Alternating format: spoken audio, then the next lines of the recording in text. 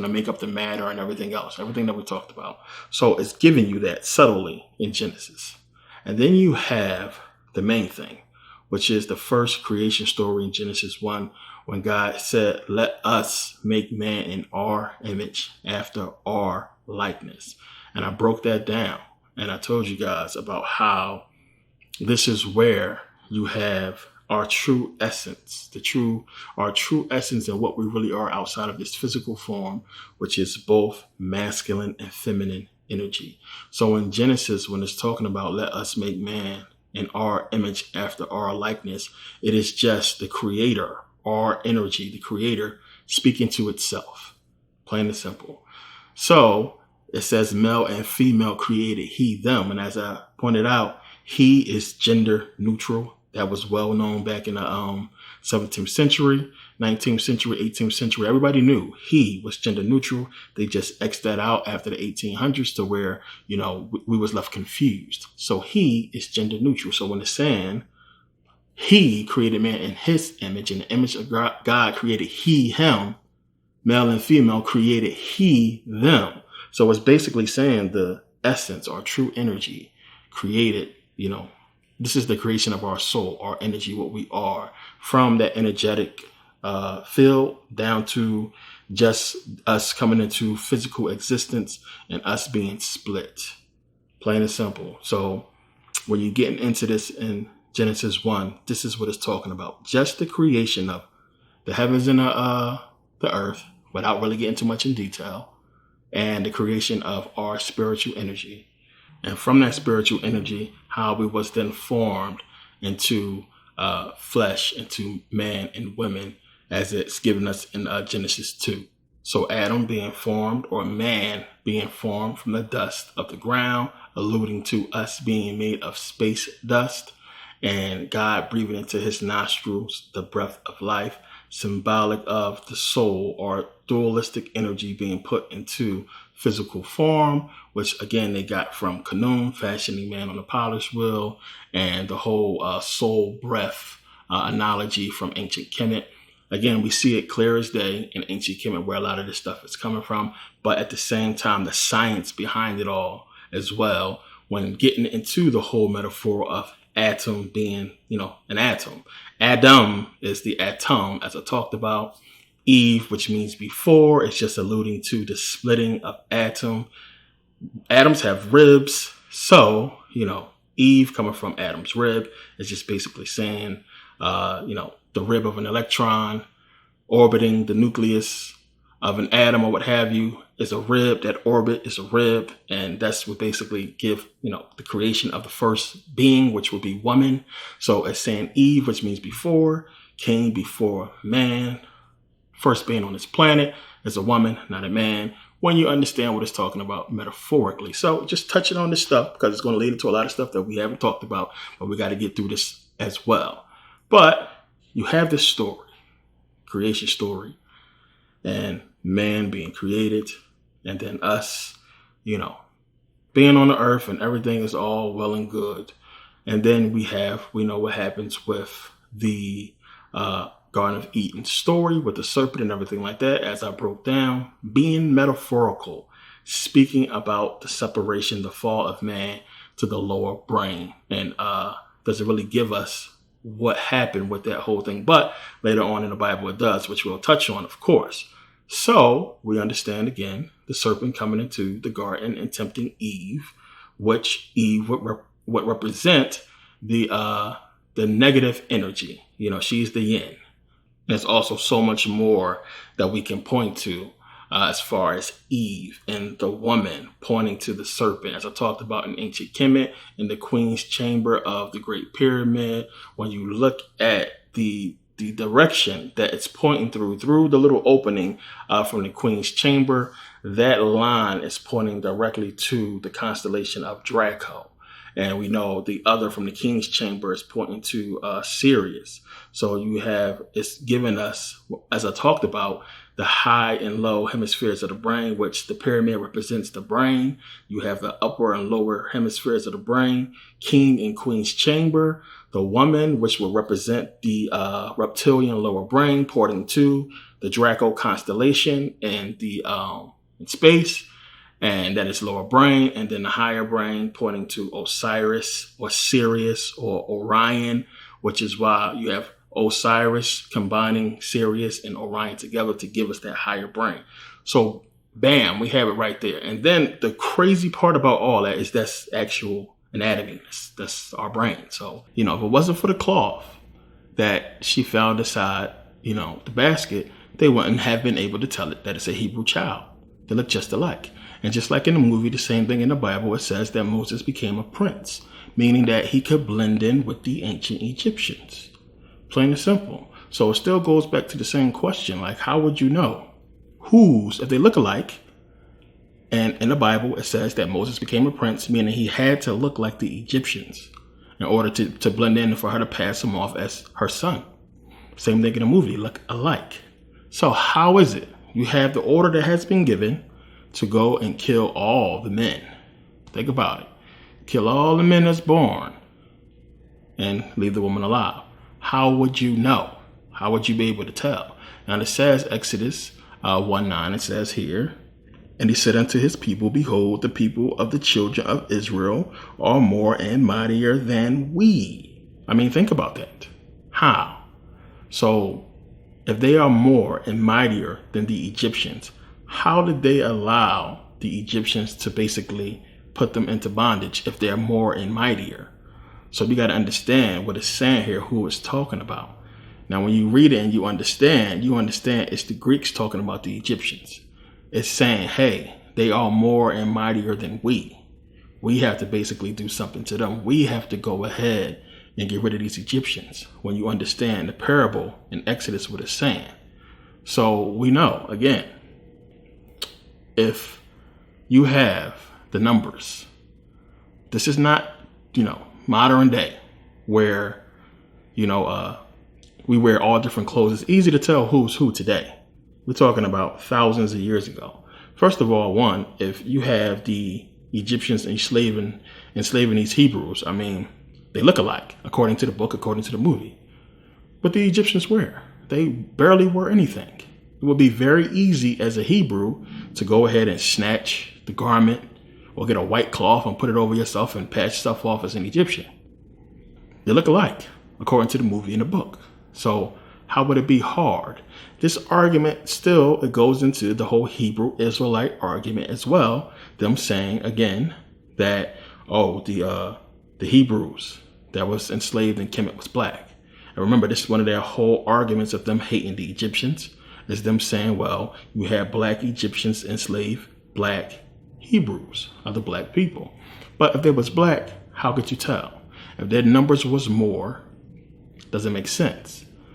Any way you slice it, it does not fit. Now, it's a reason why, as we'll get into. So I'm from Philly, out here in Vegas, and I walk around. I can't tell, one black person if they're from here in Vegas or if they're from Texas or they could be from Philly. We look the same to me. So, this is now, this day and age. So you're talking about, thousands of years ago. There's no way. There's no way you could tell. There's no way they would be able to look at the person and tell. So that whole situation should have been a lot more different. It shouldn't have been as if they was able to say, look, this guy's a Hebrew and, point the whole thing out and then, go attack. If that's the case and you're in a situation where they're killing all the freaking Hebrews, well, it's real easy to change if you look just like the people who doing the killing. It's crazy, but they can't say definitively that the Egyptians is black, because then we're the greatest civilization that ever lived.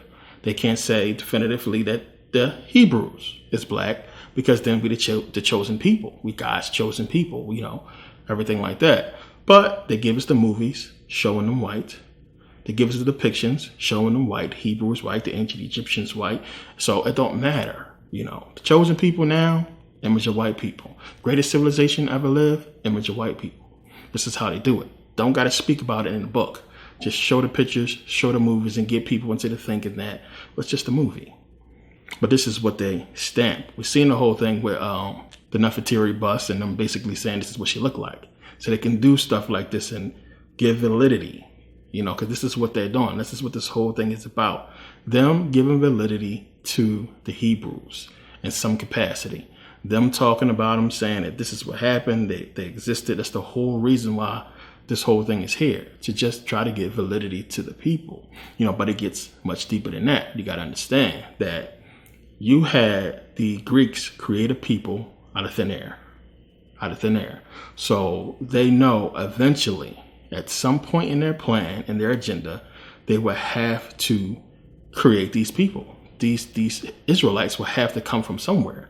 Now, as I talked about in Ancient History series and many other videos as well, we understand what happened during Hellenization and the whole wars of the Diadochi. Them basically going into those territories that was Egyptians. There were African people in there, Egyptians, black people. They had to go. Plain and simple. They had to get them out of Israel because Israel was a part of the plan. They had to go.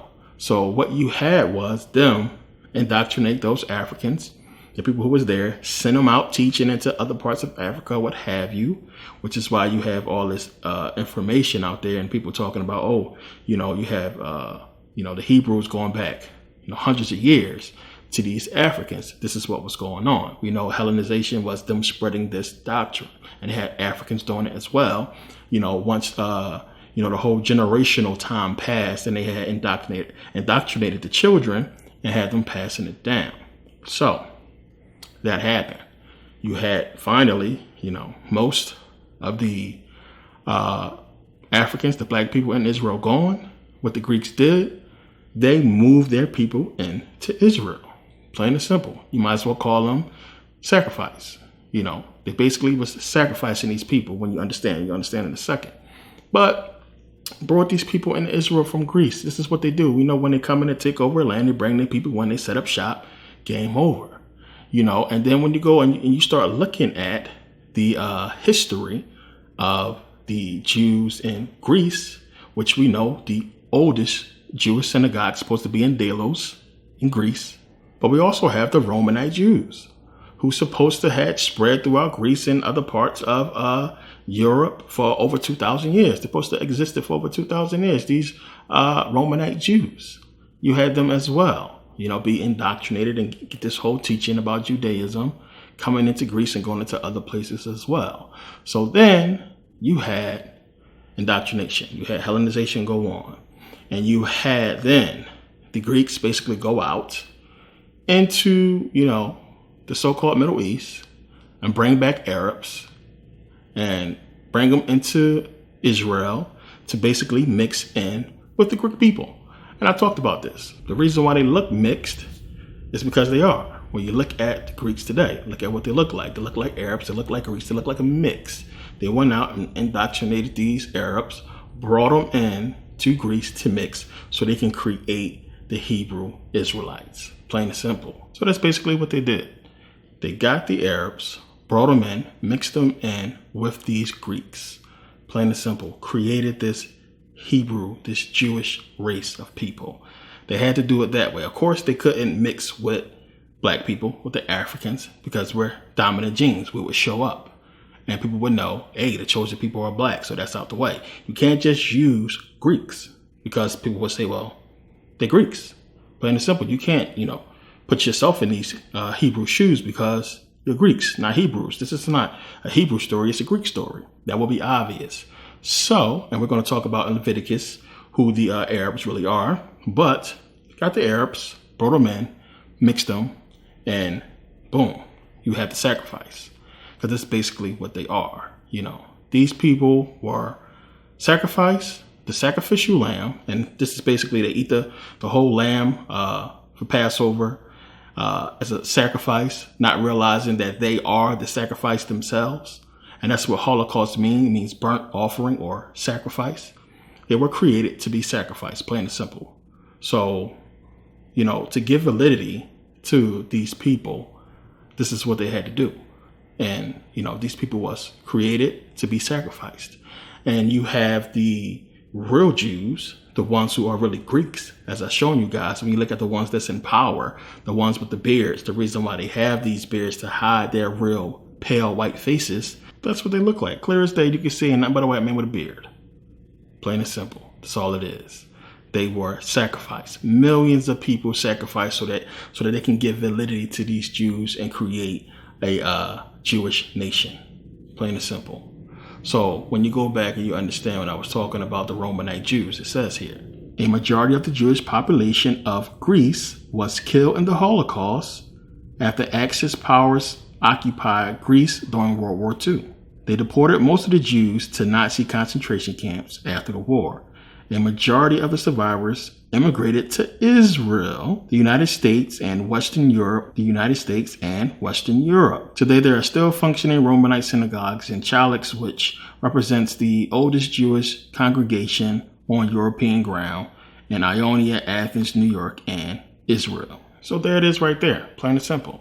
Those people were allowed to be indoctrinated into, basically growing success just to be sacrificed. That was their whole purpose, to be sacrificed. So, when you look at it, it all makes sense. You could start putting it together at this point, because then you go back into Genesis. Remember, the grandfather, the originator of the Hebrew Israelites is who? Abraham. From where? Ur of the Chaldees, which is where? Mesopotamia, Iraq. See, now it all makes sense. And you understand why they did that. They had to make it as if the originator was from Iraq, because they knew they went out there to the Middle East, got those Arabs, brought them in to Israel and into Greece and let them mix. So now later on, people can say, well, they're not just Jews, not just Greeks, they mixed. Oh, they do have some Iraqi in them. They do have some Arab in them when you look at them. Giving validity to the Bible that Abraham must have been from Mesopotamia, because you have these Arab-looking, Greek-looking, mixed-looking people who are the so-called Hebrews. It's easy when you're paying attention, when you look at it. So when you look at movies like Schindler's List, and these movies, just like the Exodus, is made to give these people sympathy, plain and simple, no matter which role you play in, whether they are the Jews looking white or the Nazis or what have you, it's the same, plain and simple. Now in Schindler's List, if you've seen the movie, it's shown in black and white, but you can't really tell these people apart if they wasn't dressed a certain way. They have on a Nazi uniform. The people who's doing all the killing and shooting, the so-called Nazis, look just like any one of those so-called Jews. Oscar Schindler with that nose looked more Jewish than some of the people who's supposed to be Jews in the movie.